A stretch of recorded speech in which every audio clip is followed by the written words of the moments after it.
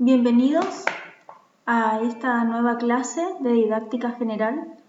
Vamos a comenzar a partir de ahora a trabajar los conceptos, pero aplicándolos a un análisis de casos. Para ello se les van a dejar unas consignas y este video va a quedar como ayuda a memoria de algunos conceptos que son importantes que se recuperen en los futuros análisis que realicen. Muy bien, para comenzar vamos a recuperar algunos conceptos que son básicos para comprender mejor los modelos didácticos mencionados en este recuadro. La didáctica, vamos a recordar, es la ciencia de la enseñanza o también la disciplina que se ocupa de los procesos de enseñanza-aprendizaje. Para ello es importante recuperar el concepto de enseñanza como lo expone Contreras, que hace referencia a dos acepciones o a dos perspectivas que hay que tener en cuenta cuando analizamos este proceso. La enseñanza es una práctica humana, expresa,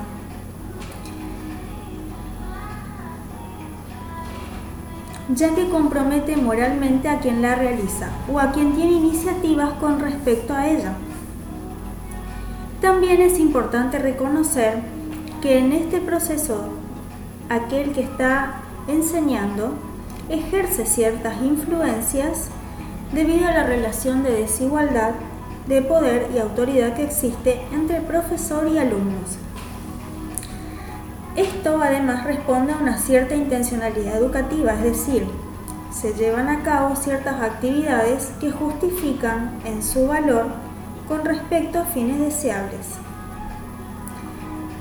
Este es el motivo por el cual se expresa de que la enseñanza compromete moralmente a quien la realiza y el docente debe ser capaz de poder reflexionar en función de este poder que posee frente a la relación con el estudiante.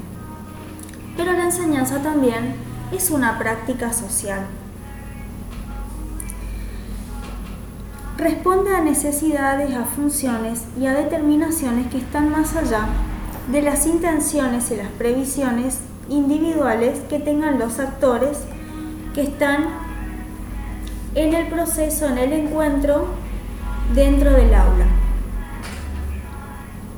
Estas intenciones y previsiones individuales de los actores que están directos en la misma, de algún modo están reguladas y enmarcadas dentro de las estructuras sociales y responden al funcionamiento de ellas. De este modo se puede entender que la enseñanza, como práctica social, es más bien el producto de decisiones individuales, pero en la cual se genera una dinámica que solo puede ser comprendida en el marco del funcionamiento general de esta estructura social. Es decir, lo que ocurre en las aulas no depende solo de lo que desean los protagonistas, sino que también está en relación con la estructura organizativa y administrativa de la institución y con los recursos físicos y sociales disponibles. Además, hay que comprender que la didáctica nos brinda lo que se denomina saber didáctico, es decir, nos brinda ciertas herramientas que nos permiten generar estrategias para poder enseñar.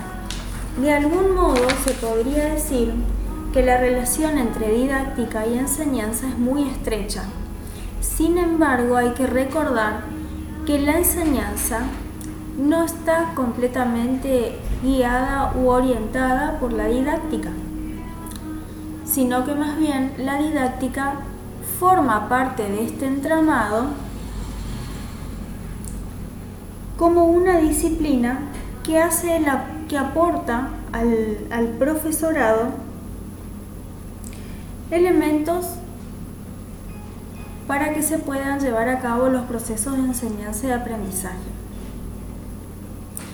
Los modelos que vamos a trabajar en esta clase ya se han mencionado anteriormente y hacen referencia a diferentes planteos didácticos que fueron parte de nuestra historia escolar, de la historia escolar en nuestro país y que continúan vigentes en la actualidad.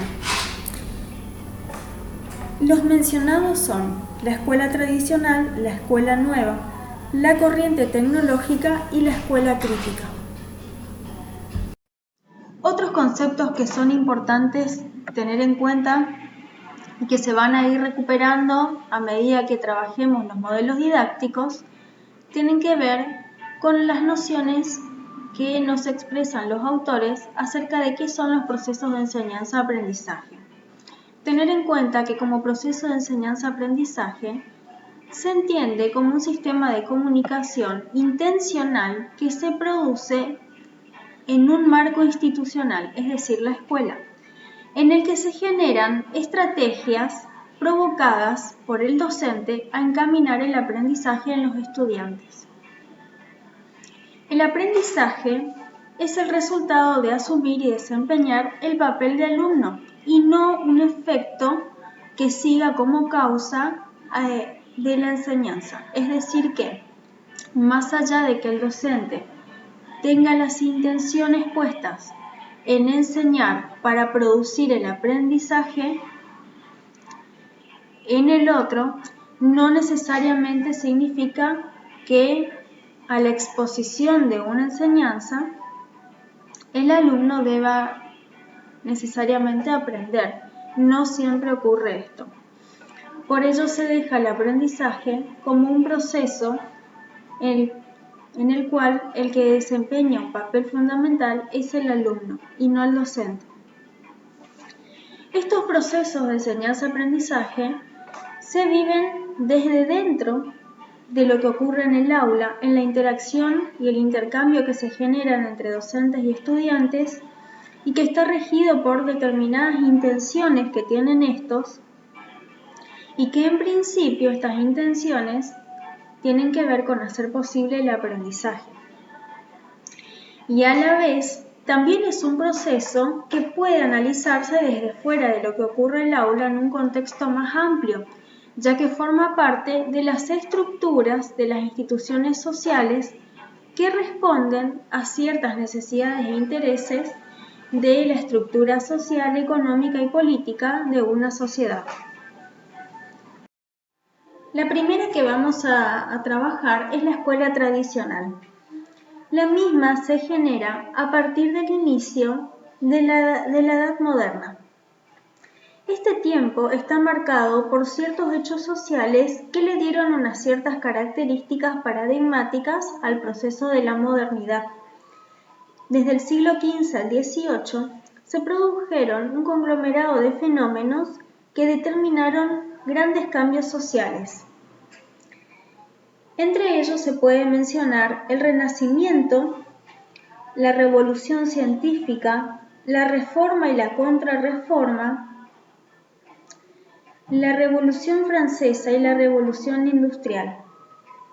Los tiempos modernos presentan como consecuencia de los fenómenos mencionados anteriormente una nueva visión del hombre y del mundo, lo que se denominó una visión antropocéntrica. Se produjo un gran cambio de paradigma respecto a la edad anterior, que es la Edad Media. Esta sustitución paradigmática muestra ciertos ideales de progreso, una nueva estructura social y, consecuentemente, una renovación en la cultura, cuyas expresiones así lo daban a conocer. Surgieron movimientos religiosos que produjeron crisis y rupturas en la Iglesia Católica, nuevas miradas al mundo que se expandía. Recordemos que a partir del siglo XV, por ejemplo, se comenzaron a viajar desde Europa a nuevos territorios y entre ellos se puede mencionar, por ejemplo, el de América Latina. Además de estas conquistas y colonizaciones que se dan tanto en América Latina como en otras partes del mundo, también se puede mencionar que hay ciertos avances técnicos y científicos, un auge y crecimiento de la industria y acompañado de todo esto, una revolución de ideas de libertad y emancipación que eran lideradas por el iluminismo o la ilustración.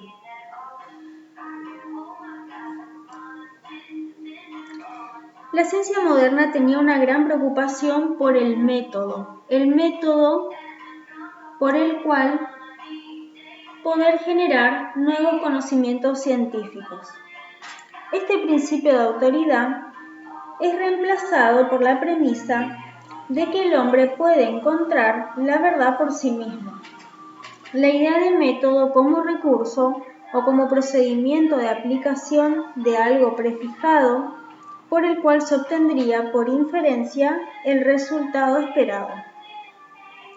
Esta concepción del método observacional o experimental, pasará a los teóricos de la didáctica y al método de facilitación y organización del aprendizaje.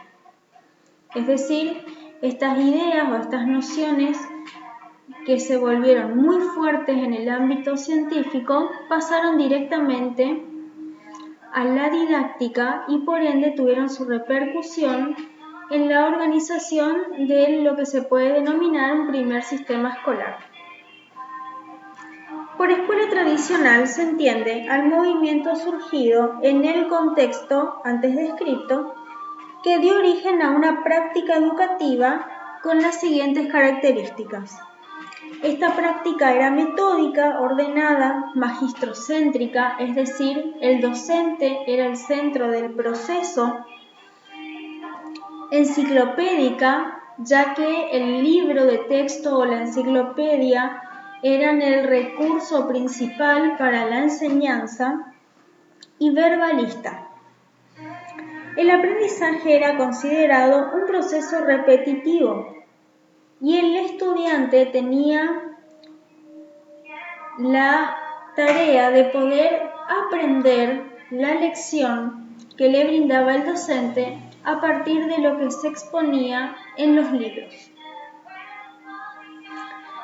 La meta era poder brindar información y se ponía mucho énfasis en los contenidos.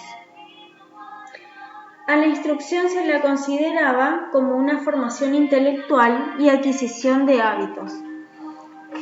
La técnica privilegiada para transmitir la cultura, para enseñar dentro de la escuela tradicional, se denominaba lección, lectura o acción de leer.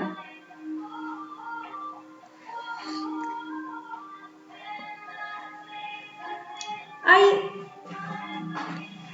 una cierta cantidad de representantes de la escuela tradicional, entre los cuales se puede destacar a uno de ellos, que es Juan Amos Comenio.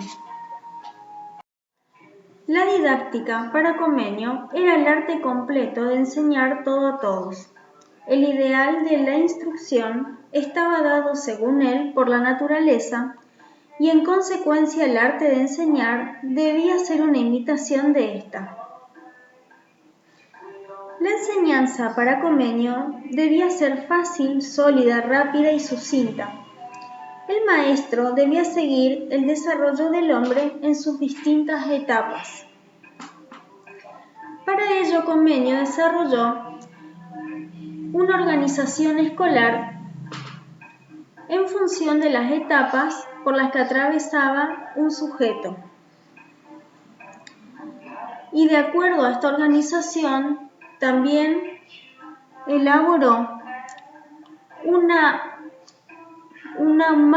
ruta acerca de cuáles eran las escuelas por las que debía atravesar el sujeto hasta poder convertirse en una persona instruida.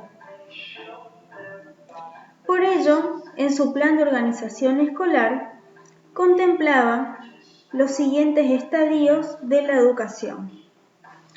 Postulaba, por un lado, que el sujeto iniciaba en la escuela maternal y esta hacía referencia a la etapa de la infancia, antes de los 6 años de edad, en la que principalmente era la madre quien enseñaba al sujeto.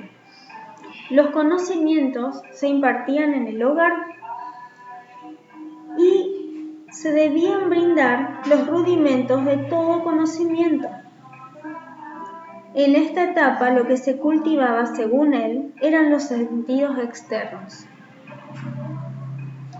Posteriormente, ubicaba al sujeto a partir de los 6 años y hasta los 12 o 13 en la etapa de la niñez.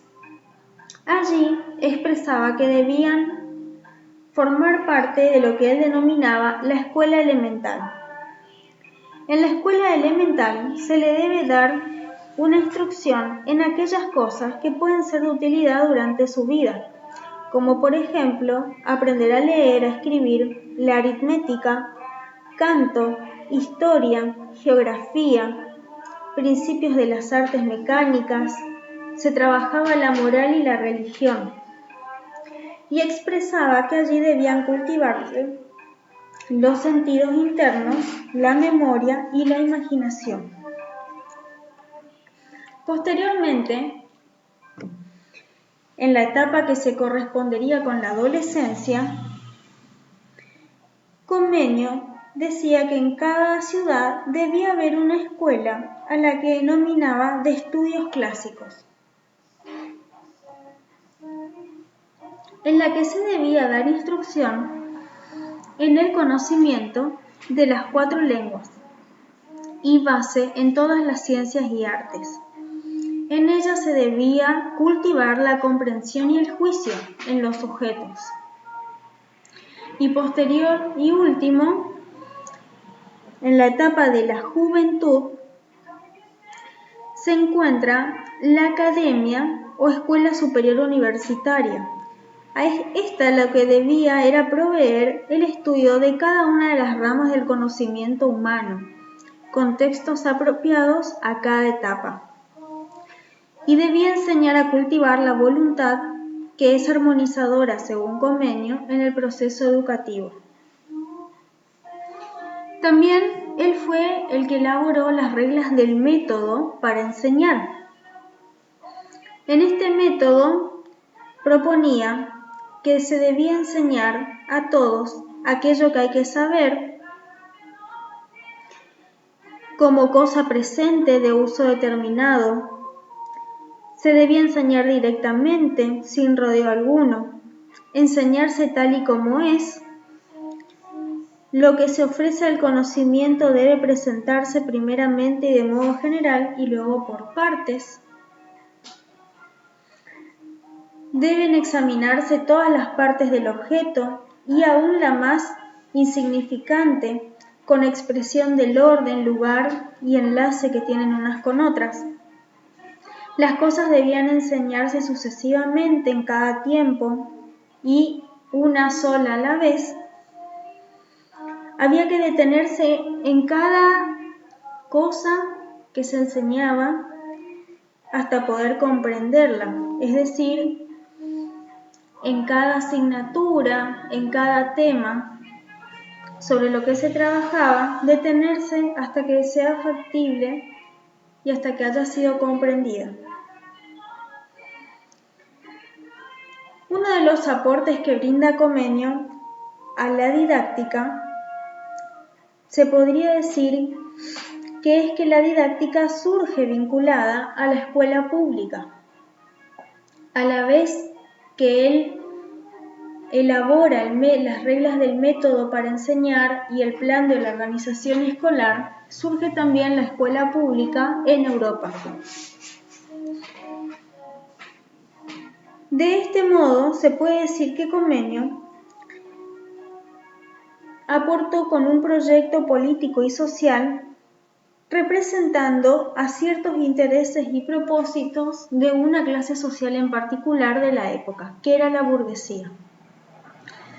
Cuando menciona enseñar todo a todos, en realidad, si nos situamos en la época, es importante recordar que en la modernidad hay una clase que comienza a ascender y es la clase, en esa época la clase media, que era la burguesía. Y este proyecto apoya el ascenso de esta clase social y le brinda ciertas herramientas y saberes para que posteriormente esta clase pueda, de alguna manera, aquellos que pertenecían a la burguesía, con esta instrucción, ascender en la escala social y económica dentro de la sociedad.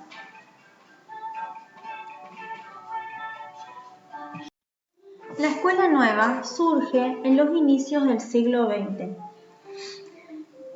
Este modelo didáctico deja de lado el disciplinamiento y la instrucción, que son rasgos muy fuertes de la escuela tradicional, para poder considerar al sujeto que aprende desde otra perspectiva. De este modo surge un nuevo movimiento que toma el nombre de Escuela Nueva. En ella se le da una importancia mayúscula al alumno como el centro de la actividad del aula y en consecuencia se hacen relevantes ciertos estudios psicológicos y más precisamente los que hacen referencia a la psicología del aprendizaje. Por el contrario, no se le da tanta relevancia a un método específico para enseñar, sino más bien a la organización de un programa escolar en su totalidad que atienda a las necesidades y a los intereses de los alumnos. Este planteo comienza a romper el esquema de la escuela tradicional, en la que el estudiante tenía una postura más pasiva y el docente era el centro del proceso de enseñanza-aprendizaje. Aquí, a partir de lo que se presenta de este movimiento de la escuela nueva, comienza a cambiar el rol tanto del estudiante como el del docente y por ende también cambia el rol que va a jugar el contenido en esta relación, en esta tríada didáctica. La escuela nueva es un movimiento heterogéneo de reforma educativa y de renovación pedagógica y se caracteriza por diversas realizaciones que comparten ciertos principios que son fundamentales. Uno de ellos, por ejemplo, es que la escuela está centrada en el sujeto del aprendizaje y en los intereses que éste tenga. Por ello van a escuchar o van a leer que se menciona que la escuela nueva es paidocéntrica. También se puede decir que es una escuela activa. La idea de actividad aquí es un aspecto que no necesariamente se lo utiliza como sinónimo de tal, sino que más bien esta idea de actividad supone una nueva concepción de aprendizaje y una nueva idea acerca de la enseñanza, en la que se propicia la actividad espontánea del niño en sus intereses e iniciativas en un ambiente de libertad. Se hace mucho énfasis dentro de la teoría de la escuela nueva en el lugar del niño y se menciona niño como tal porque una de las representantes principales es María Montessori y ella comenzó a trabajar en un principio con niños que estaban internados en lo que se conoce como psiquiátrico en la actualidad. A partir de su contacto con este grupo de niños, ella, una de las exponentes principales del movimiento, comienza a comprender que hay otras herramientas, hay otras estrategias que uno puede utilizar para poder llevar a cabo la enseñanza.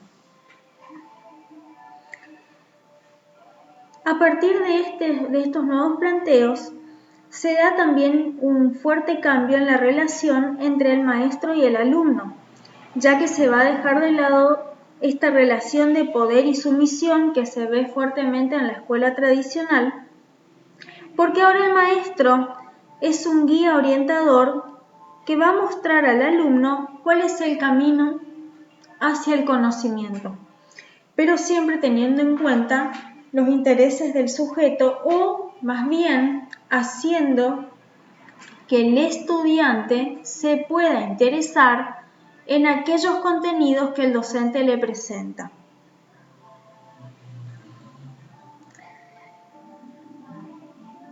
Es una escuela centrada en la comunidad. Se establece una nueva dinámica entre los alumnos que tiene como eje la cooperación y está fundamentada en la solidaridad y por ende repercute y tiene otra relación con la comunidad. Estas ideas están presentes en realidad en todos los representantes del movimiento, aunque cada uno le va a dar una distinta jerarquía y presencia a las mismas. Los principios teóricos que fundamentaron el movimiento llevaron a nuevas formas de hacer en lo pedagógico, y a partir de esto surgieron métodos que nos permiten hablar de una verdadera revolución metodológica que originó grandes reformas en los sistemas educativos y en las teorías que los fundamentaron, y como consecuencia en las instituciones educativas. Estos métodos distintos y nuevos propuestos parten de una concepción de aprendizaje diferente en tanto proceso de adquisición individual. Se pueden encontrar representantes de la escuela nueva en Europa, en Estados Unidos y también aquí en Latinoamérica. Por ejemplo, en nuestro país tenemos a las hermanas Cosentini como las representantes de la escuela nueva o escolanovismo a inicios de mediados del siglo XX.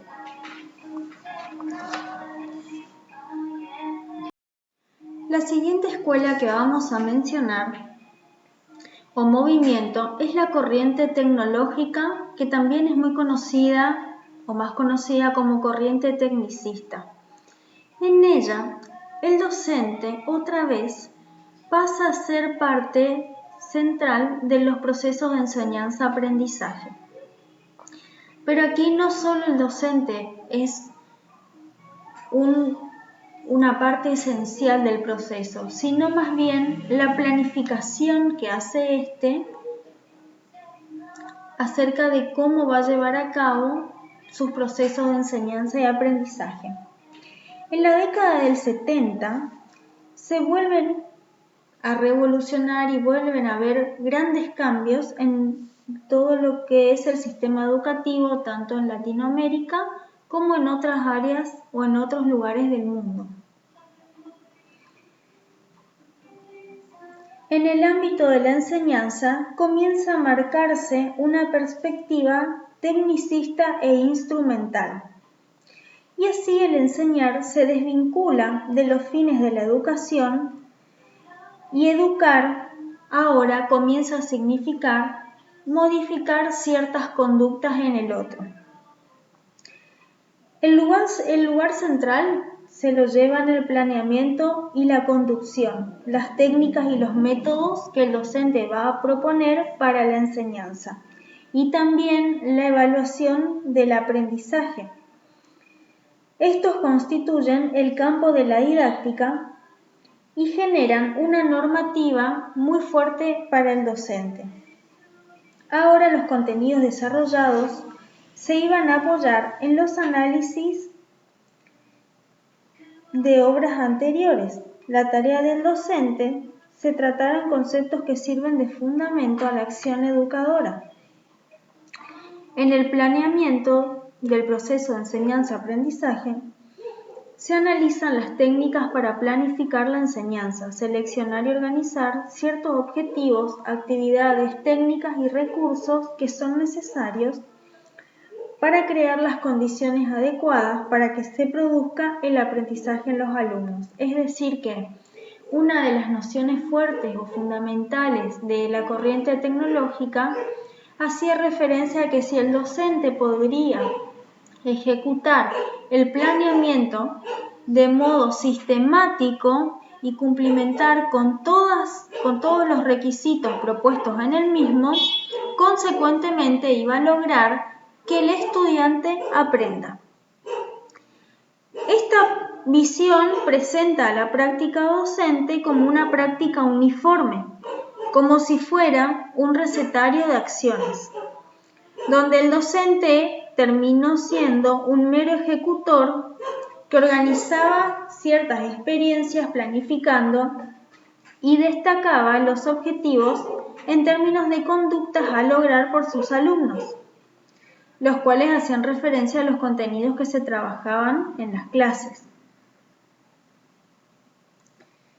La selección de estos contenidos era realizada por especialistas, legítimos depositarios de un saber científico, homogeneizador, generador de consenso, que opera como mediación en la relación del alumno con el mundo.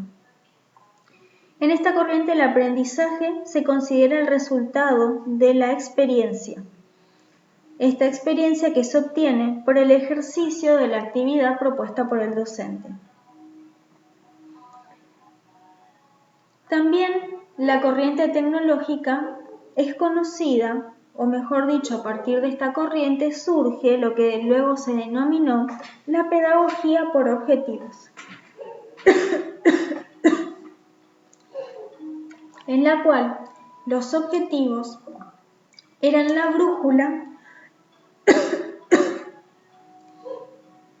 tanto para el docente como para el alumno.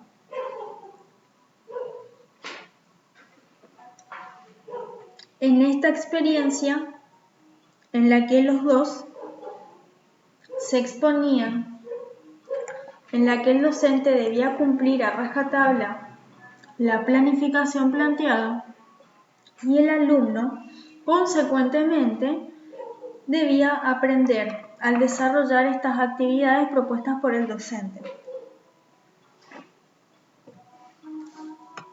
Posteriormente, esta corriente tecnológica o tecnicista pasó a ser superada por otra escuela y por otras corrientes que vienen de la mano de la idea, de las ideas acerca del aprendizaje y de la enseñanza que postulan las líneas teóricas que subyacen en la corriente de la escuela nueva. La última que nos toca trabajar, y no por eso la menos importante, es la escuela crítica. La escuela crítica reúne a un conjunto de representantes de distintas partes del mundo. Se pueden mencionar norteamericanos como Michel Apple o Henry Giroux, entre otros, ingleses, australianos, latinoamericanos y españoles, como fuertes representantes de la corriente de la escuela crítica. Esta corriente pedagógica, como su nombre lo indica, hace referencia a no aceptar nada sin antes haber realizado una crítica o reflexión acerca de ello. La palabra crítica significa decidir, juzgar, separar, reflexionar y generar propuestas superadoras. Y es justamente esto lo que se pretende desarrollar como competencia en los sujetos que se encuentran, dentro del sistema escolar y se enfrentan a esta pedagogía. Esta escuela surge para oponerse al pensamiento tecnicista de la didáctica, que era el que mencionábamos anteriormente, en el cual el docente es un mero reproductor de un recetario que debe cumplir para que el estudiante aprenda. Pero fuertes críticas se generaron a partir de las postulaciones de la corriente tecnicista y entre ellos surgieron estos otros que representan a la escuela crítica. Este paradigma crítico, en tanto modelo para interpretar la vida social, lo hace desde una teoría crítica. Su objeto es poder describir e interpretar la dinámica de la sociedad y considerar cómo pueden modificarse sus procesos constitutivos. La reflexión implica la relación entre el pensamiento y la acción, es decir, poder pensar y reflexionar frente al accionar que tiene cada sujeto. Y también frente a las acciones dadas en situaciones históricas y en función del contexto en el cual nos encontramos. También este ejercicio de reflexión obliga al sujeto a tomar posición respecto a ciertos valores, a ciertas líneas de pensamiento y reconocer ciertas concepciones ideológicas que forman parte de estos procesos. Un docente crítico se caracteriza por apoyarse en ciertos conocimientos o informaciones que derivan de marcos teóricos conceptualizados y organizados, que son los que determinan los saberes teóricos firmes, pero a su vez flexibles, a partir de los cuales se puede hipotetizar, relacionar los fenómenos de análisis y situaciones basadas en la teoría y la realidad. Abordar el marco teórico desde la realidad y a su vez la realidad puede ser analizada desde estos saberes teóricos. Esa es una de las postulaciones, de las reflexiones que pretende hacer la escuela crítica con los sujetos. En ella el pensar y el actuar están interrelacionados de una manera crítica.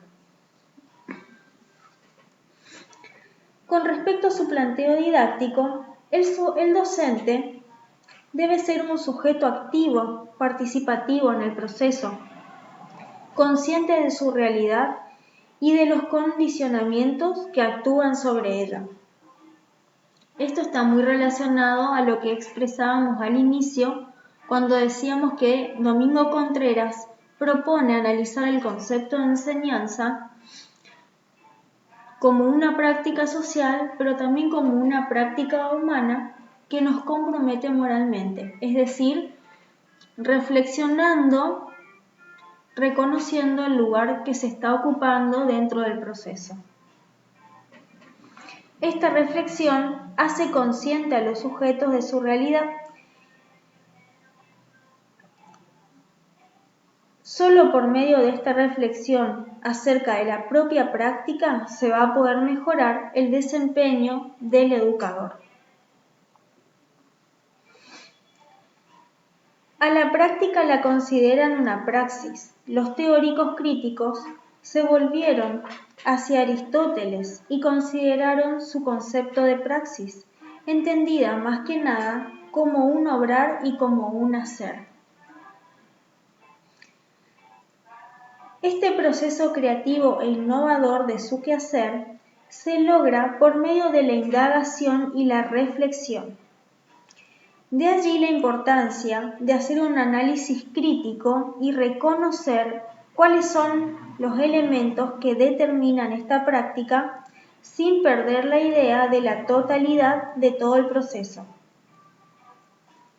Estos elementos generalmente provienen de lo social y lo institucional, es decir, de todo lo que funciona como marco institucional y que de alguna manera regula las prácticas docentes. Un docente crítico debe intervenir orientando el proceso de aprendizaje del alumno. Debe ser un guía en el proceso y debe poder propiciar la reconstrucción de los saberes que el alumno realiza en la escuela. El docente debe actuar como un mediador entre el alumno y los contenidos. Uno de los conceptos principales que acompaña esta teoría es el de andamio o andamiaje, que viene a postular la idea del docente como ayuda o andamio en el proceso de construcción del conocimiento que realiza el estudiante, en el cual debe poder intervenir cuando sea necesario y desaparecer y ausentarse del proceso cuando ya no lo sea, dejando al estudiante que siga construyendo estos saberes a partir de sus propios análisis y en relación con el marco teórico o el contenido presentado para trabajar.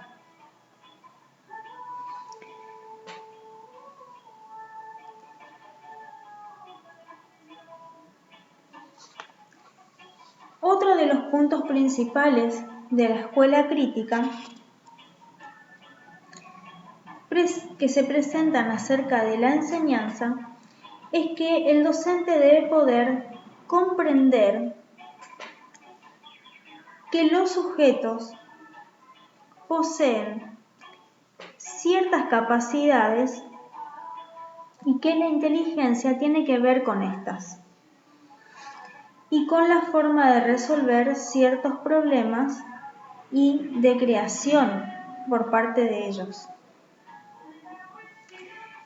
Una de las teorías que representan a este movimiento, por ejemplo, es la de las inteligencias múltiples de Gardner, la cual postula que existen distintas formas de inteligencia y las cuales permiten a las personas relacionarse con los conocimientos de diferentes maneras, por lo cual el docente debe poder identificar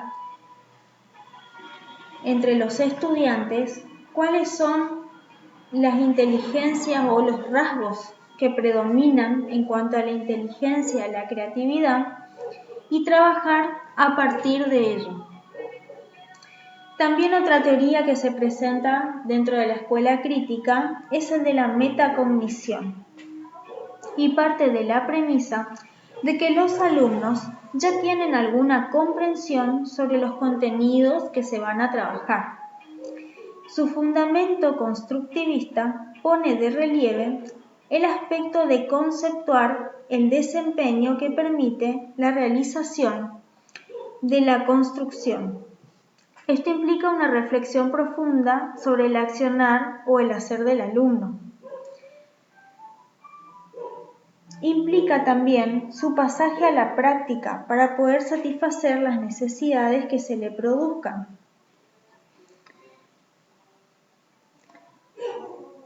La aparición del término de la metacognición se da a partir de los años 70, justo en el mismo tiempo en el que comienza a tener auge en el sistema educativo la corriente tecnicista, de modo que lleva un cierto periodo de tiempo y conlleva muchas transformaciones a nivel social y político, sobre todo, que la escuela pueda dejar de lado la corriente tecnicista y abocarse a trabajar más con la corriente de la escuela crítica. Otro punto importante sobre el cual hay que reflexionar es que la escuela crítica busca básicamente que el sujeto pueda comprender la realidad en la que está viviendo, que pueda comprender ciertos hechos o procesos históricos a partir de la reflexión en relación con el contenido que se le presenta como marco teórico para trabajar. Y apunta básicamente a que pueda comprender mejor la realidad. Bien, con esto último terminamos y continuamos con la siguiente clase.